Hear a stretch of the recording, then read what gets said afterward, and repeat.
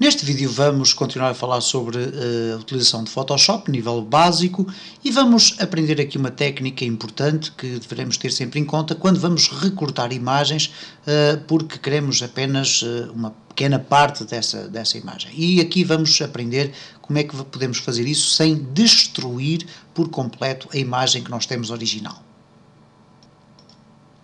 Já vimos então muito material sobre a utilização de Photoshop, temos estado a ver aqui layers, seleções, etc, copiar, transformar, tudo isso, mas vamos entrar aqui num campo que pode ser também bastante delicado e que eu gosto de chamar a atenção para os utilizadores. Hoje em dia está muito em voga utilizarmos máquinas fotográficas digitais e muitas das vezes pensa-se, bom, para conseguir tirar fotografias ou mais fotografias, eu posso reduzir a resolução de uma imagem e depois vão caber com certeza mais fotografias dentro do meu blocozinho de memória. Ora, o que acontece é que se calhar essa é uma opção errada. Porquê? Sempre que nós queremos obter fotografias, é preferível, como eu costumo dizer, obter 100 fotografias com boa resolução do que 1000 fotografias com uma péssima resolução. Mas o problema depois coloca-se inclusive na utilização do Photoshop. Photoshop muitas vezes é utilizado então para um tratamento final destas fotografias, para correção de cores, que é algo que nós ainda iremos ver nesta listagem de vídeos, mas para também podermos recortar pedaços da fotografia. E muitas das vezes fazemos algumas operações das quais depois nos voltamos a arrepender. Neste vídeo vou então exemplificar o que é que nós podemos fazer para conseguir recortar uma imagem, mas tecnicamente manter o seu tamanho original. Ora bem, vamos abrir aqui uma imagem que eu descarreguei da internet e que neste caso é uma paisagem campestre, ok?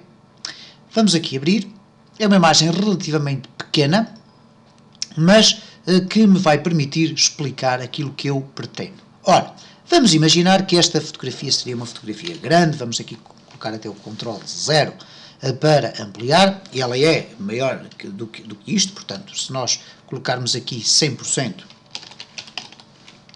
ela é relativamente grande, mas vamos colocar aqui o Ctrl 0.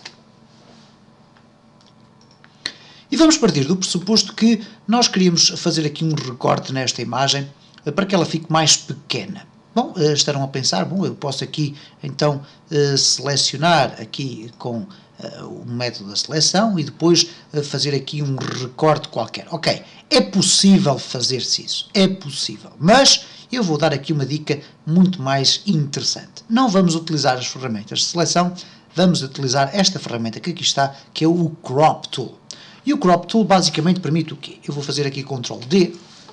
Quando eu seleciono o Crop Tool, o que vai acontecer é isto. À volta da minha imagem vão ficar aqui estas marcas que eu vou poder movimentar sem fazer qualquer alteração na minha imagem. Reparem, se porventura tiverem aqui a imagem colocada desta forma, vão ter que afastar de forma a poderem ver então estes pequenos controlos que são colocados ali a partir do momento em que eu seleciono a opção do Crop.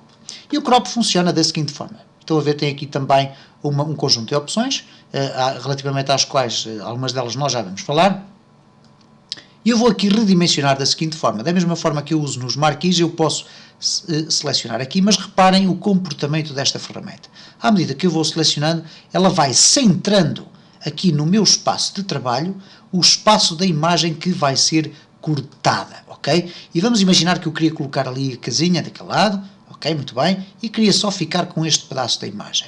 Se eu agora clicar aqui nesta pequena ferramenta, ou então, eu posso ainda explicar antes de chegarmos ali que nós podemos agarrar aqui no interior e movimentar a imagem para o espaço que pretendemos, por exemplo, a casinha ali mais centrada, ok? Mas vamos colocar lá naquela posição inicial. Eu posso também redimensionar utilizando o Shift e aí o redimensionamento vai ser proporcional, ou então o Alt e ele vai ser proporcional quer na horizontal quer na vertical, neste caso horizontal e na vertical, ou então o Shift Alt, e aí vamos ter um redimensionamento proporcionado, ok? E é proporcional quer na largura, quer na altura. Mas vamos selecionar aqui esta parte da imagem. Reparem que à volta de toda a imagem, eu vou aqui recolocar um bocadinho mais, ok? À volta desta imagem vai aparecer este espaço cinza. Significa isto que se eu agora clicar aqui nesta setinha, ou então se eu fizer Return, ou ainda uma terceira opção, fizer um duplo clique neste espaço aqui central, o que vai acontecer é que a imagem vai ser cortada. Eu então tenho aqui esta imagem original e quando eu fizer um duplo clique aqui, ou clicar ali naquela seta, ou fazer pressionar a tecla Return, vai acontecer isto. Reparem, a minha imagem vai ser cortada e vai ficar com um novo tamanho. Ora, esta função que eu acabei de fazer acaba de destruir tecnicamente o resto da imagem que eu tinha. E se eu agora guardar esta imagem por cima da minha imagem original, inevitavelmente eu vou deixar de ter acesso à imagem original, ao restante espaço da imagem original. Ora, nós temos aqui uma outra possibilidade. Eu vou fazer Ctrl Z para voltar atrás naquela operação que eu fiz. E vamos voltar a usar o Crop Tool. Vamos voltar a reposicionar mais ou menos com a mesma dimensão que nós tínhamos há pouco, ok? Mas agora vamos olhar aqui para o topo e temos aqui esta opção Delete Cropped Pixels.